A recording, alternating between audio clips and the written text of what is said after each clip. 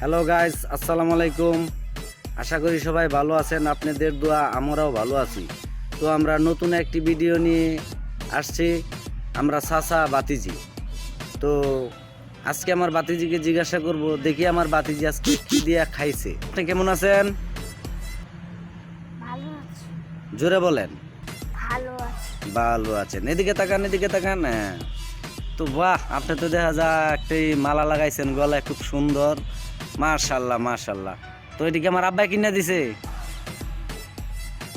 হ্যাঁ, শরম পাইছে তো গাইস। আসলে উনি আমার আম্মা যান, উনি একটু শরম পাইছে, ঠিক আছে। তো আচ্ছা, তাকে আজকে জিজ্ঞাসা করি সে কি দিয়ে আজকে ভাত খাইছে। আমি আজ ভাত খাইছি সেই একটা তরকারি দিয়া।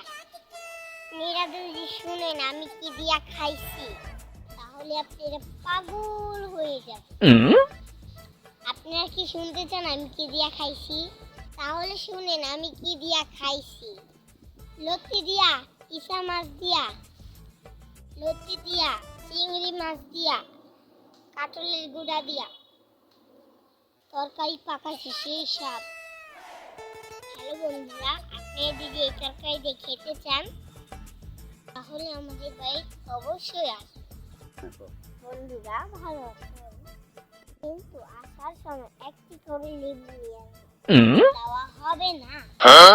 আপনি যদি লেবু না নিয়ে আসেন তাহলে কোনো খাওয়া দাওয়া হবে না। আমি জায়গায় এখন জায়গা আমার জিভে খাওয়ার জন্য জল আসে। Bye bye.